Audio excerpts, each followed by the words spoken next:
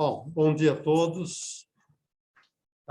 Eu sou o professor Dr. Antônio Padre Mansur, sou médico aqui do Instituto do Coração, diretor do Serviço de Prevenção e Reabilitação Cardiovascular e coordenador do Núcleo de Estudo e Pesquisa do Coração da Mulher. Nós daremos início a uma série de palestras, né, do nosso serviço, onde serão convidados periodicamente a cada 15 dias, mais ou menos, todas as quartas, às 10 da manhã,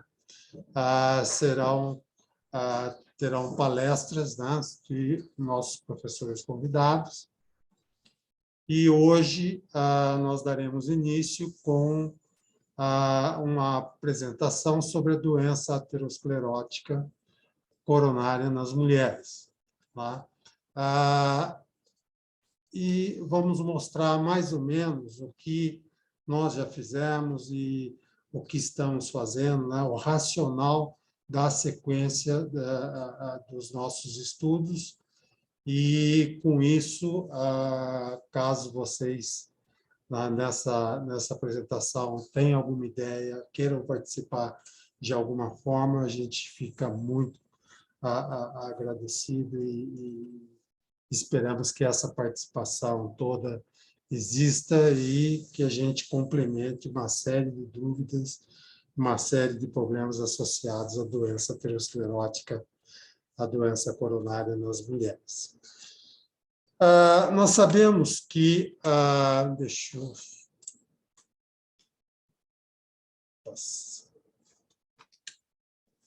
Nós sabemos que...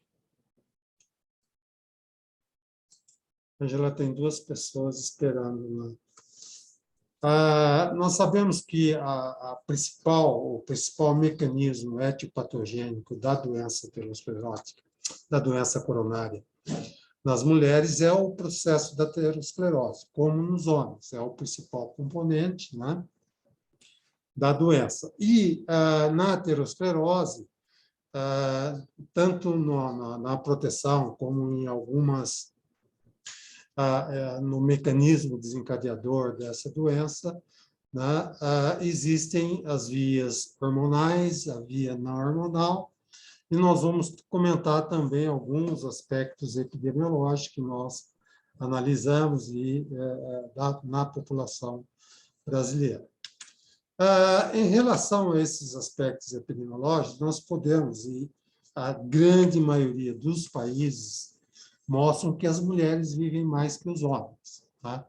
Então, isso quase na totalidade de todos os países, as mulheres vivem mais que os homens. Aqui nós temos a expectativa de vida no Brasil de pessoas nascidas em 2019. Né? Na população total, nós temos aqui em torno de 76 anos, tá? A expectativa de vida da população brasileira. Agora, nas mulheres, vejam vocês que a expectativa de vida é em torno de 80 anos, e nos homens em torno de 73 anos. Então, já com esses dados epidemiológicos, a gente observa que as mulheres elas têm uma expectativa de vida maior que nos homens, provavelmente devido à proteção que ela tem a uma série de doenças, em especial as doenças crônico-degenerativas, e destas, do nosso foco, é a doença aterosclerótica, a doença coronária.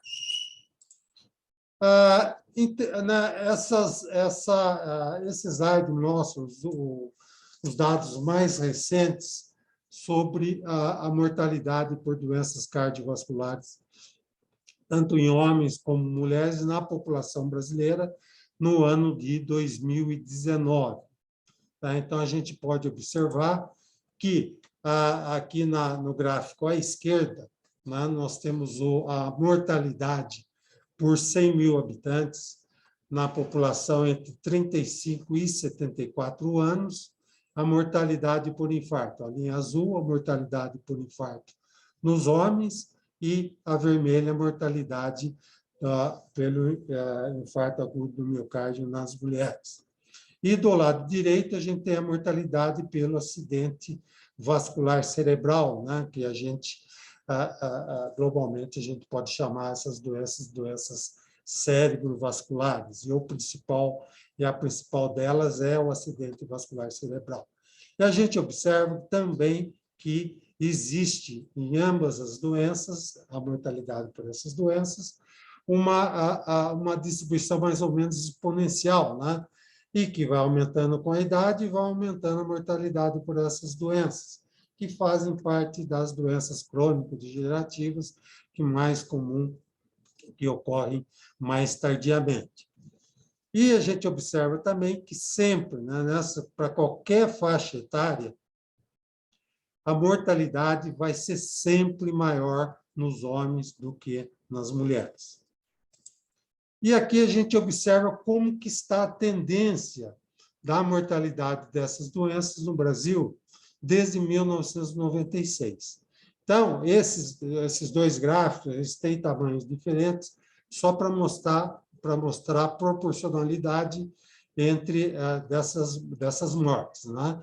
Então, a gente observa aqui nessa primeira linha, a mortalidade, a tendência da mortalidade por doenças cardiovasculares na população masculina. Tá? Então, a gente vê uma queda significativa, uma redução acentuada da mortalidade.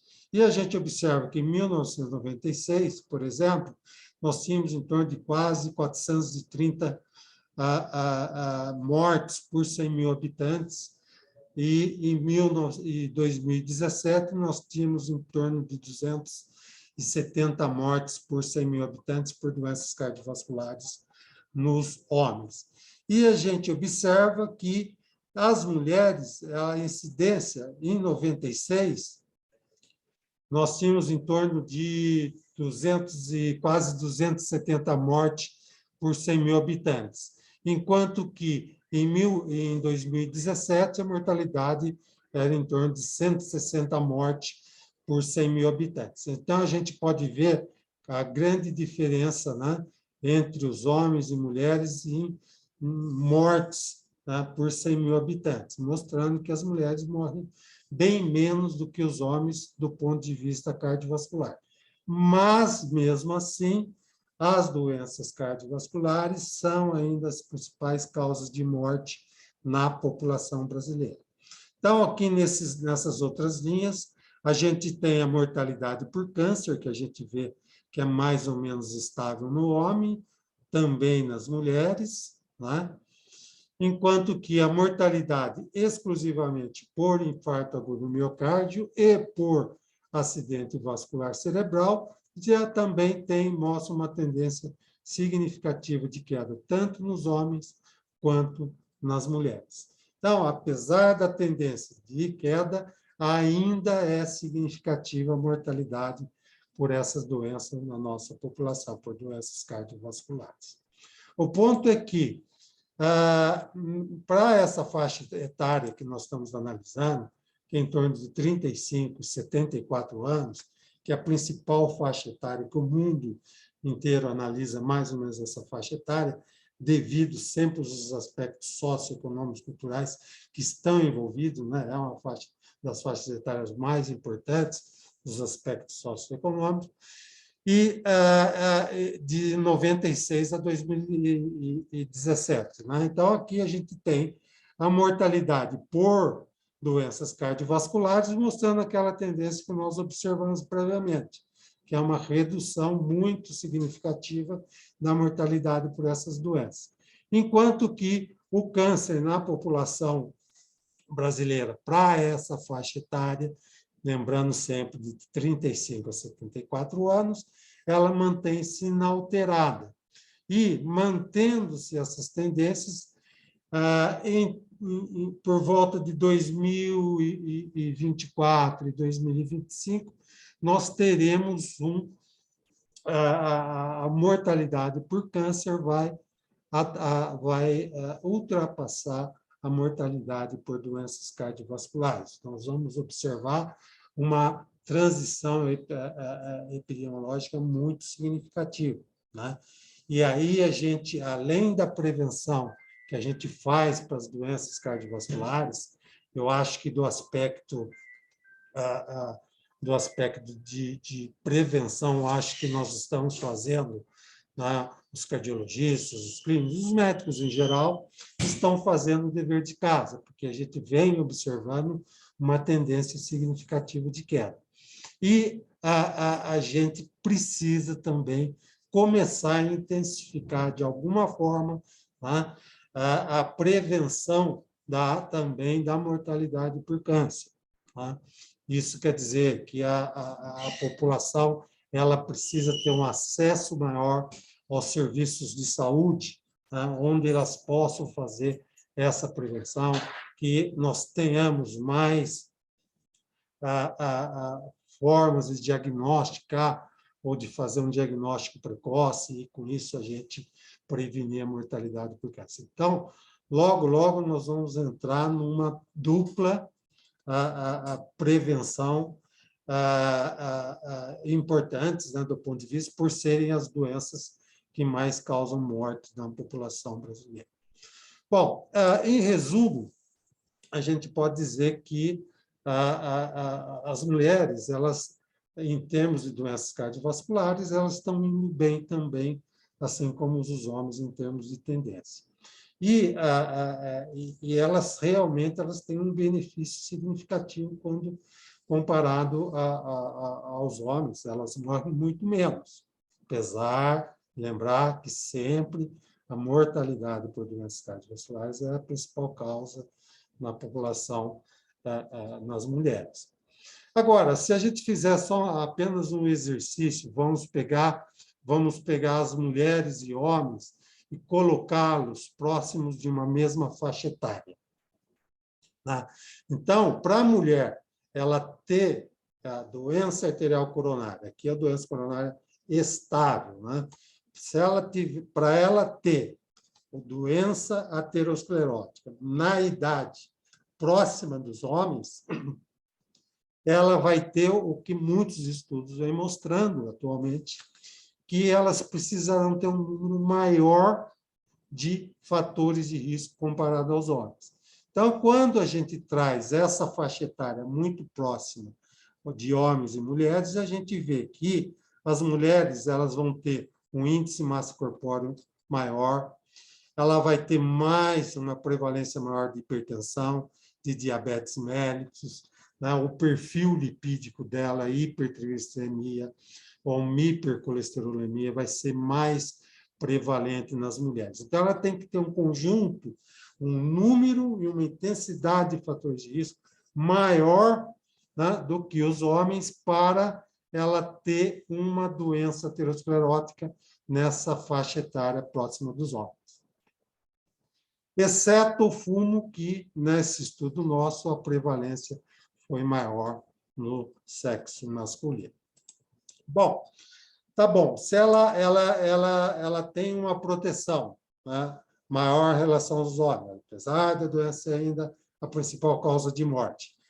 Ela, em termos de prognóstico, em termos de letalidade após o infarto agudo do miocárdio, a letalidade é muito maior nas mulheres, principalmente nas mulheres mais jovens. Então, vejam vocês, aqui na barra preta são as mulheres e na barra cinza os homens. E a gente observa que, para as faixas etárias mais jovens, principalmente nas faixas etárias mais jovens, a gente observa que a mortalidade, né, a letalidade do infarto agudo do miocárdio é muito maior nas mulheres. Existem uma série de hipóteses em relação a isso. Tá? Uma das mais fortes é de que o tratamento nas mulheres está sendo um tratamento inadequado, ou mesmo esse tratamento está sendo tardio. Tá? E tardio por quê? Porque muitas vezes as mulheres, principalmente as mulheres mais jovens, quando elas têm uma dor no peito, elas acham que não é nada, que é uma dor muscular, que é tensional, que, quer dizer, uma série de justificativas para não procurar um atendimento mais precoce, que é diferente dos homens, né? Os homens, na meia-idade, por exemplo, se tem uma dor no peito, eles saem correndo, lá estão infartando. Aí isso não ocorre, esse entendimento não ocorre nas mulheres. E isso é importante que elas tenham em mente de que também essa dor no peito, o diagnóstico pode ser de um infarto agudo do miocárdio, e a gente recomenda que se procure um atendimento, um pronto-socorro, um atendimento médico, para ter um diagnóstico mais preciso dessa dor no peito, dor torácica, que a mulher possa estar tendo. Então, em resumo, do ponto de vista dos dados epidemiológicos, a gente pode dizer que as mulheres têm maior longevidade, as doenças cardiovasculares são as principais causas de morte ainda na população brasileira e das mulheres. A proteção, elas têm uma proteção, né? Já os dados epidemiológicos mostram que essa proteção é de 7 a 10 anos para as doenças cardiovasculares das mulheres e uma maior letalidade, principalmente nas mulheres mais jovens. Bom, do ponto de vista geral, as mulheres elas têm realmente uma proteção em relação às doenças cardiovasculares. Tá? E existem várias hipóteses, tá, para justificar essa proteção. E uma das mais fortes, uma das mais usadas, e que existe até um consenso de que é realmente muito importante, é a via hormonal. Tá? A via dos estrógenos endógenos, né? Do estradiol, da estrona, etc. E essas drogas elas teriam benefício na proteção vascular, e vários estudos mostraram isso, inclusive alguns nossos aqui no Instituto do Coração. Então, essa história começou tudo mais ou menos em 1985, quando saíram alguns estudos mostrando uma redução do risco de infarto agudo do miocárdio nas mulheres que faziam uso de reposição hormonal. Mas esses dados eles foram não eram unânimes, vamos dizer assim, né? Existiam conflitos entre esses dados, porque mesmo em 1985, um estudo de Framingham, né, do projeto Framingham, mostrou que não, pelo contrário, até aumentava o risco. Então ficou, será que melhora, não piora? E aí saiu essa publicação em setembro de 91, no New England Journal of Medicine, de que a reposição hormonal reduzia em torno de 44% a mortalidade pelas doenças, para a doença coronariana, no infarto agudo do miocárdio. Quer dizer, isso é fantástico, porque poucas drogas, inclusive atualmente, raríssimas drogas reduzem tanto assim eventos nas doenças crônicas degenerativas. Então, a partir daí, muita gente já começou a preconizar o uso da reposição hormonal no tratamento ou na prevenção de eventos cardiovasculares, tanto na prevenção secundária como também na prevenção primária. Né? E o mecanismo que fortaleceu essa ideia de proteção da reposição hormonal foi um artigo publicado um mês depois, né, do que o anterior, também no New England, mostrando que a reposição hormonal ela reduzia os níveis de LDL colesterol e aumentava o de HDL colesterol. Bom, em relação ao HDL colesterol, existe um consenso muito grande. A gente sabe que as mulheres sempre, na maioria das vezes, os níveis de HDL colesterol são sempre superiores aos dos homens. Tá? E outra informação que foi acrescentada é de que o LDL colesterol reduzia. Então, esse seria um dos mecanismos que levaria a um resultado, a um bom resultado em termos de prevenção cardiovascular. Bom, então, a partir daí, a reposição hormonal começou a ser usada indiscriminadamente como uma das drogas para o tratamento ou prevenção das doenças cardiovasculares, para redução de eventos, principalmente para a doença coronária, já que para o acidente vascular cerebral nunca se foi mostrado nenhum benefício, mesmo nesses estudos que eu acabei de citar. Bom, então, aqui a gente tem, do estudo anterior, né, mostrando, né, as várias formas de administração, os tipos de estrógeno, concentrações, e aqui a gente tem os estrógenos conjugados com progesterona, né, mostrando o aumento do HDL colesterol, então foi bem consistente para todas as vias, e tipos, né, e também a redução do LDL colesterol, quer dizer, estava bem evidente, então suportava-se o uso dessas medicações na doença arterial coronária. O ponto é que daí o pessoal falou, bom, tudo bem, esses são estudos observacionais, vamos fazer então um estudo randomizado, duplo cego, controlado com o placebo, para ver se realmente isso funciona. Tá? Então, eles pegaram pacientes com doença arterial coronária documentada e fizeram um projeto de prevenção, agora secundária, né, para a reposição hormonal, usando-se os estrógenos conjugados com a progesterona. E eles observavam, né, para os eventos primários que eles estavam analisando, que era morte cardíaca, infarto não fatal, eles observaram que não tinha nenhum benefício em termos de prevenção secundária. A faixa etária dessas pacientes é em torno de 60 anos, e foram incluídas pacientes com até 80 anos.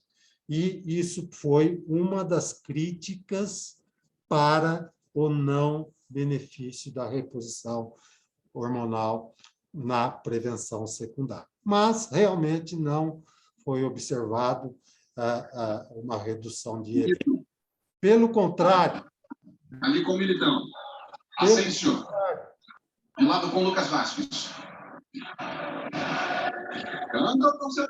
Angela, fala.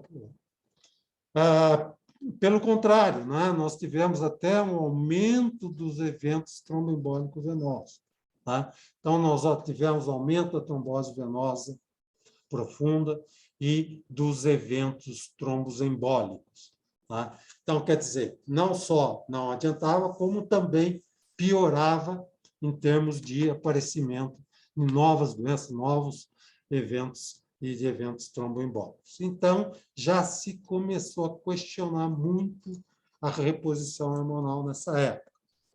E aí, o que eles falaram? Bom, pode ser que não sirva para a prevenção secundária. Vamos tentar na prevenção primária. Então, aqui nós temos um estudo da Women's Health Initiative, um estudo de prevenção primária, né?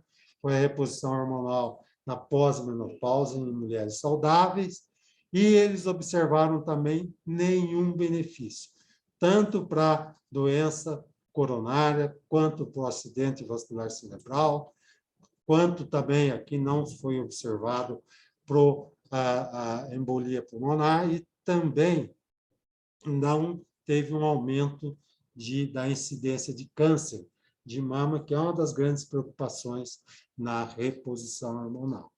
Então, com esses dados, também não se chegou a nenhum benefício da reposição hormonal em termos de eventos cardiovasculares na prevenção primária. Aí, novos questionamentos. Bom, isso foi feito tudo, tanto o HERS como esse estudo OI, eles usaram a associação de estrógeno e progesterona.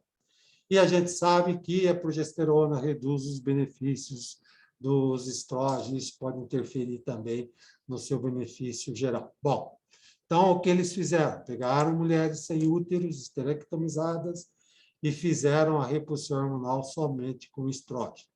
E também não observaram nenhum benefício, tanto na doença arterial coronária, como também na incidência de tromboembolismo, mas até observaram uma maior incidência de eventos de acidente vascular cerebral. Quer dizer, então, caiu mais ou menos por terra e hoje a gente não usa, né? Hoje a gente não preconiza o uso da reposição hormonal na proteção de eventos cardiovasculares. Claro que existem alguns grupos ainda que acham que, se a gente fizer a reposição no período da perimenopausa, pode ser, tem alguns estudos mostrando que tem algum benefício em termos de redução de eventos cardiovasculares. Mas isso ainda precisará ser comprovado por estudos randomizados futuros. Mas, no momento, isso a gente não preconiza. E após o infarto agudo do miocárdio? Também a mesma coisa. Então, os pacientes que tiveram, por exemplo, infarto, e foi introduzido a reposição hormonal, ela tinha uma quantidade maior de eventos do que quem nunca usou ou já fazia uso prévio da reposição hormonal. Então, em nenhum momento, tanto no agudo como no crônico, se preconiza a reposição hormonal. Bom, com esse barulho todo, né, nós ficamos... a gente ficava, mas então, o que é, o que não é? Como que a gente vai estudar isso? O que está acontecendo? Então, nessa época, em 1998, né, eu gostaria até de chamar a atenção aqui, 2 professores tiveram um papel fundamental, né, na criação do NEPCO. Né? O IONEPCO é um núcleo de estudos e pesquisa no coração da mulher, o professor Ramírez e o professor José Mendes Aldrigue, né? Que nós criamos, então, esse núcleo para a gente fazer um estudo mais adequado sobre a doença aterosclerótica nas mulheres. Da mesma forma, nessa época, começou a surgir o que a gente chama de CERMs, né, que são os moduladores específicos dos receptores dos estrógenos. E começaram a surgir estudos dizendo, olha, parece que tem uma nova droga que chama-se haloxifeno, que é esse CERM, né? Que essa droga ela tem características antiestrogênicas, por exemplo, evita a proliferação endometrial, que é o grande problema da reposição hormonal nas mulheres. Né? Elas começam a tomar, voltam a menstruar, coisas que elas não querem. Então, tem essas características antiestrogênicas e também características estrogênicas. Quer dizer, da mesma forma que o estrógeno reduzia o LDL colesterol e aumentava o HDL colesterol nos estudos prévios. Então, aqui no INCOR, nós começamos também nessa época a estudar essa medicação. Nós fizemos parte de um estudo multicêntrico e, posteriormente, isso foi publicado em 2006, né, mostrando que o haloxifeno também não teve nenhum efeito na redução de risco por doenças cardiovasculares. Então, nem a reposição hormonal, nem com essas novas drogas, o haloxifeno não observou nenhum benefício em termos de risco na redução do risco por essas doenças. Inclusive, essa droga também aumentou o tromboembolismo pulmonar, tá? E que também é um problema muito sério. E em termos de redução do LDL colesterol e também do HDL colesterol, que os estudos anteriores mostraram esses efeitos, não foi observado também nesse estudo randomizado. Então, também o uso do haloxifeno também não estava, nós também não indicamos ou não usamos para a prevenção primária ou secundária das doenças cardiovasculares. Já que o estudo anterior, o estudo RUT, foi feito tanto em pacientes de alto risco como pacientes também portadores de doença. Então, tanto para prevenção primária e secundária. Bom, nesse pacote todo, né, as coisas estavam muito confusas. A gente tinha uma série de estudos andando, né, no nosso núcleo de estudos e pesquisa. Depois vou mostrar algum deles para vocês. E nós começamos a questionar uma série de coisas. Puxa vida, mas as mulheres, elas morrem menos, devem ter alguma coisa a mais. Tá? Então, nós sempre pesquisamos o hormônio, o estradiol, que é o principal hormônio que tem no período da pré-menopausa. Mas, quando chega na pós-menopausa, ele despenca. Tá? E o hormônio estrona, que é bem menos potente que o estradiol, ele passa a ser o principal hormônio. E, nesse período também, já estava se discutindo uma coisa que a gente chamava de paradoxo da obesidade. Tá? Então, unindo essas peças, nós pensamos, será que a estrona, tá, que é o principal tecido que produz a estrona, é o tecido adiposo.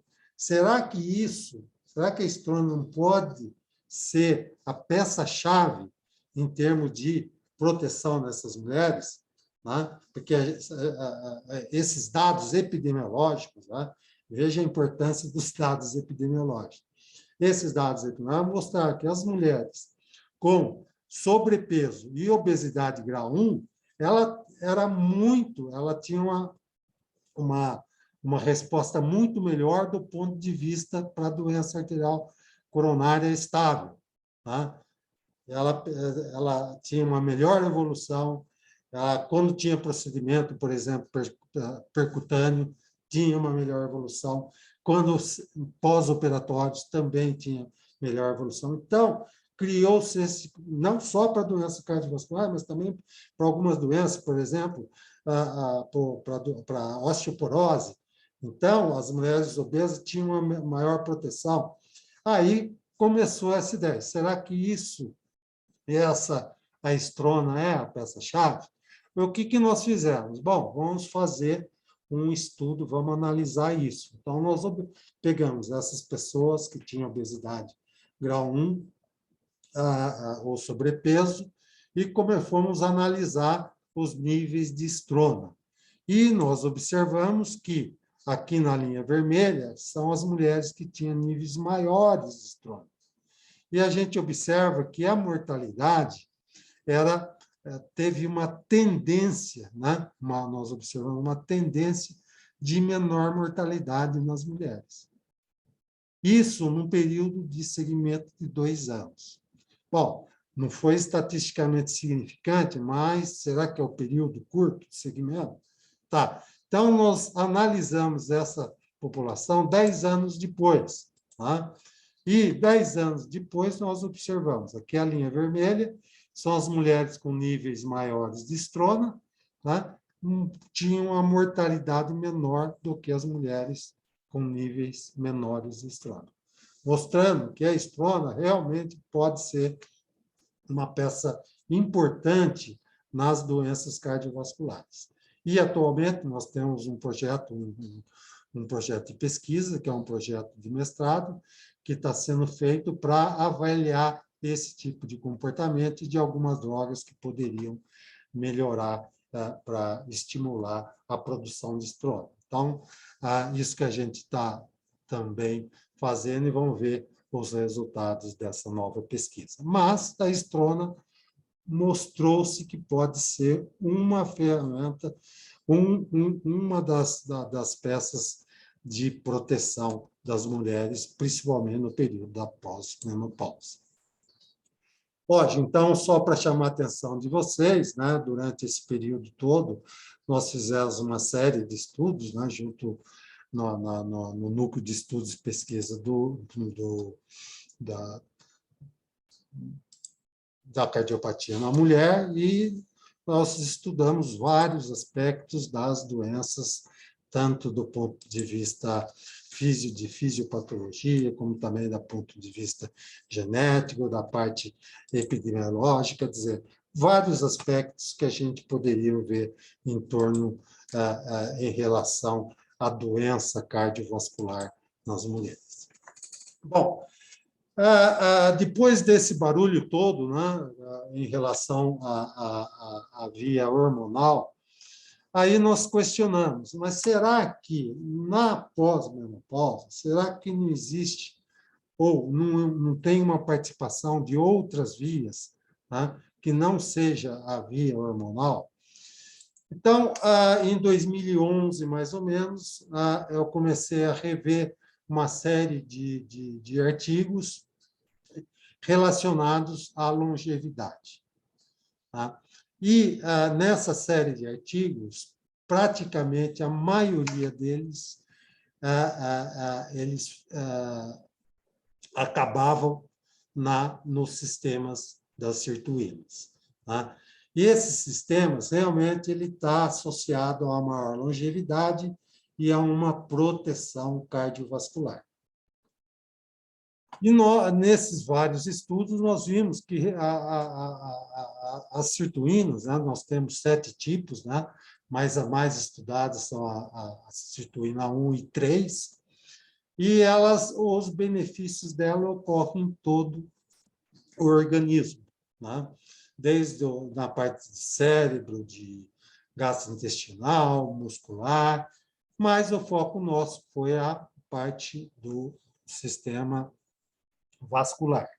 E nos estudos em animais, estudos laboratórios, vários benefícios foram observados em termos de sobrevida com o aumento da atividade dessas proteínas. Então, elas pareciam ser, ou parecem ser, uma fase, ou uma via muito importante da longevidade. E uma das coisas que fazem com que aumenta a expressão dessas proteínas, das sirtuínas, é a restrição calórica. E nós já fizemos isso em estudos animais, é uma coisa muito bem definida. Tá? Só que nós tínhamos poucos estudos, ou raros estudos clínicos, né? E nós falamos, então vamos começar a estudar a parte clínica dessas proteínas. Além disso, na evolução desses estudos, nós acrescentamos o que a gente chama dos receptores dos produtos finais de aplicação avançada, os RAGs. Né? E esses RAGs, eles estão associados, né, a um aumento do processo inflamatório ou uma redução do processo inflamatório, dependendo do tipo de RAG, né, que predomina nessa população, por exemplo, nos diabéticos. Então, nós temos vários tipos. Né? Então, nós temos os RAGs que têm contato com a membrana plasmática das várias células, né? E esse RAG, ele leva ao aumento do processo inflamatório, leva à redução na expressão das sirtuínas, e estão associados com o aumento da aterosclerose. Só que nós também temos o que a gente chama de RAG solúvel. São esses RAGs que encontram na circulação e que não têm contato com a membrana plasmática, quer dizer, não transfere via receptor uma série de comandos que vão estimular vias que vão favorecer o processo inflamatório e a aterosclerose. E, então, esses RAGs solúveis eles seriam como scavengers. Então, eles retirariam os AGEs, né? Por exemplo, no diabetes tem muito AGE. Se ele tem bastante RAG solúvel, ele funciona como scavenger e reduz a interação entre o AGE com os RAGs de membrana. E vários estudos já mostraram que quanto maior a concentração do rádio solúvel na circulação, menor é o processo aterosclerótico e menor a incidência de eventos cardiovasculares. Então, mais um mecanismo protetor. Então, com isso, nós acrescentamos nos nossos estudos os rádios solúveis, né? A análise dos rádios solúveis junto com as sirtuínas.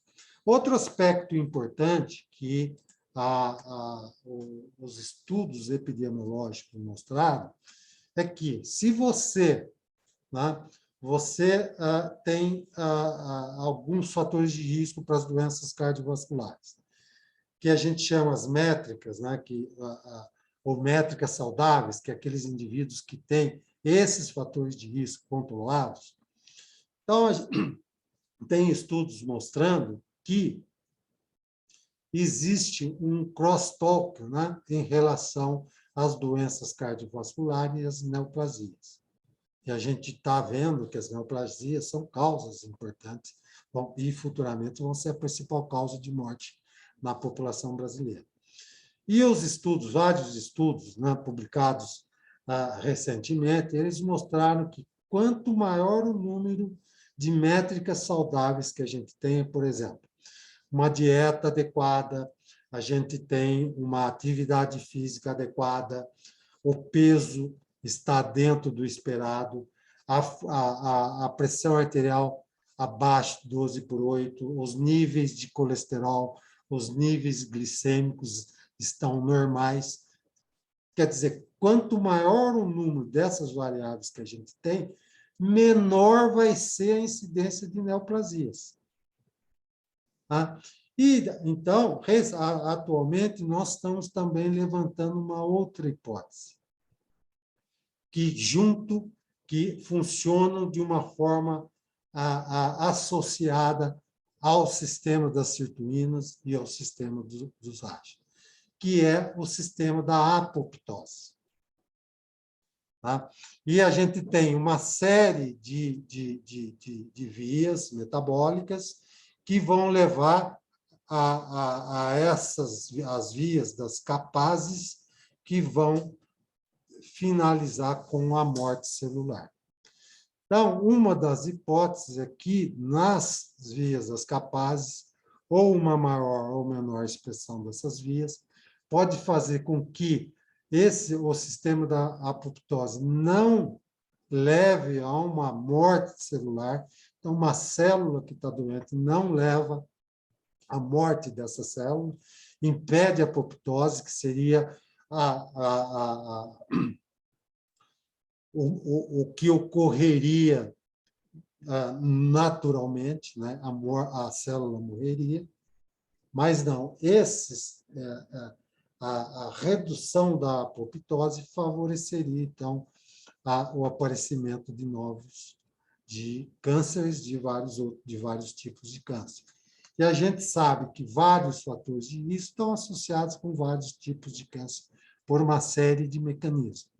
E a gente está levantando também essa hipótese de que a apoptose também pode ser uma via importante, uma via interessante de estudo em relação às doenças cardiovasculares, em relação às neoplasias. Então, nós estamos fazendo um estudo, nós já tivemos um estudo aprovado em relação à apoptose, e também outros estudos onde a gente vai estimular, tá, os pacientes, quer através de uma restrição calórica ou através de drogas que aumente a expressão dos sistemas acetoninos.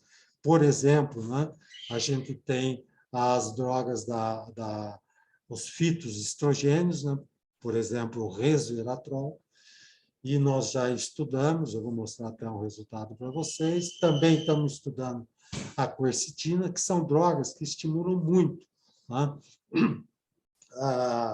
a produção das sirtuínas, né?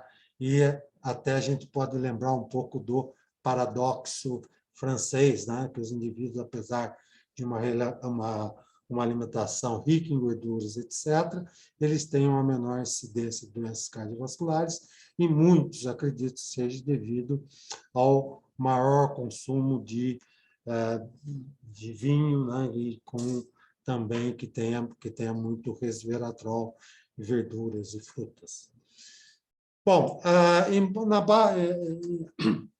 consequência a isso, nós fizemos, então, começamos, vamos ver como funcionam esses sistemas em estudos clínicos, porque em estudos animais as coisas estão muito bem claras, mas em estudos clínicos não estão lá.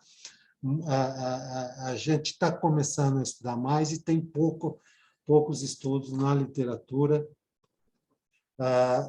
de estudos clínicos em relação ao sistema das sirtuínas, RAGE e da apoptose para as doenças cardiovasculares.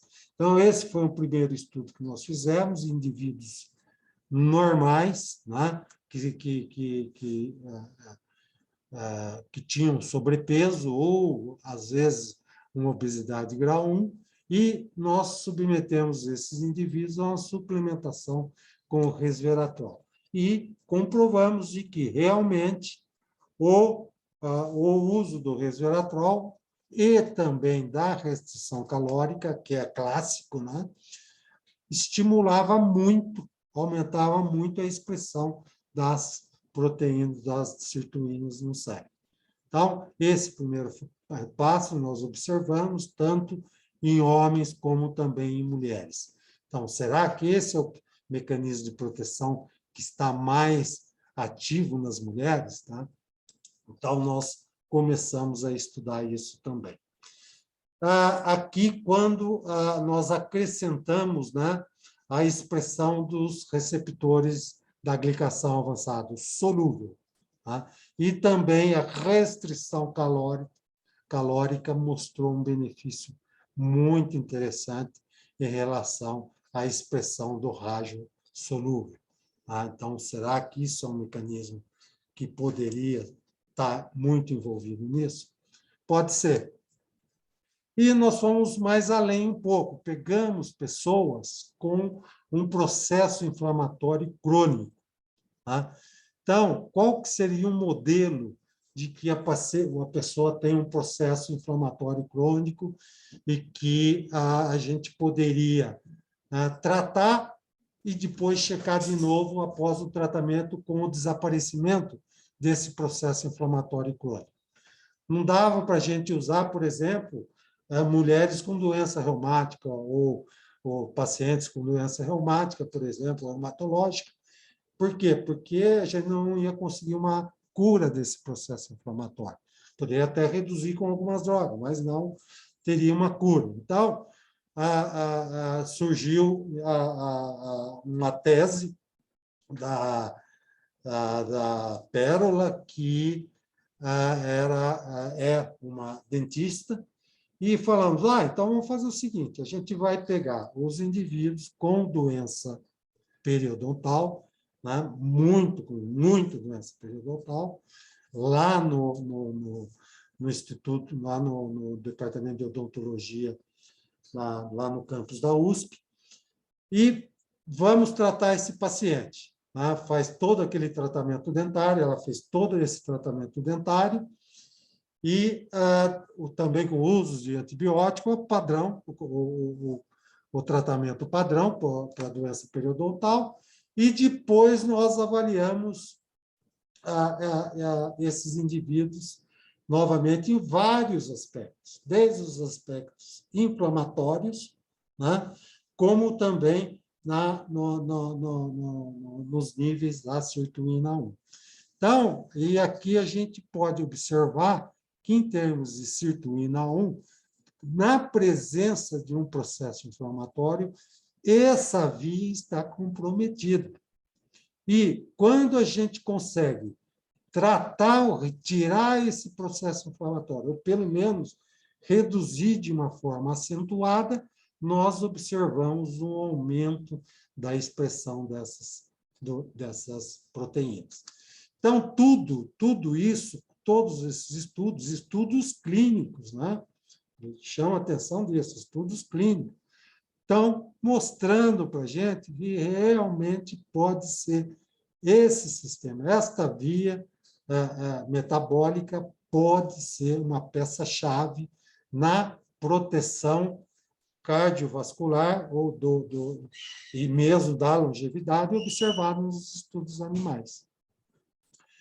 E também nós fizemos essa análise em indivíduos que tinham e não tinham doença arterial coronária. E observamos também nesses indivíduos o mesmo resultado. Chamando a atenção da gente que realmente vale a pena a gente continuar a investigação nessa linha e tentar unir um pouco, do ponto de vista clínico, o que a gente pode ter e o que a gente poderia fazer para acentuar, né, a proteção das doenças cardiovasculares nas mulheres, né, que já tem uma proteção muito adequada. Mas, na pós-menopausa, o que a gente poderia fazer a mais para acentuar, reduzir a incidência dessas doenças? E também pode ser que a redução das doenças cardiovasculares, né, através a redução dessas métricas, da melhoria dessas métricas saudáveis, pode ser que também tenha impacto importante, significativo nas neoplasias. Então, era mais ou menos isso que eu queria apresentar nessa primeira palestra, que não foi uma aula, né, mas foi mais para mostrar o que a gente está fazendo, o nosso interesse em termos de doenças cardiovascular nas mulheres, e, em especial, né, na prevenção de novos eventos, tanto na prevenção secundária, como também na prevenção primária. Bom, agradeço a todos a participação.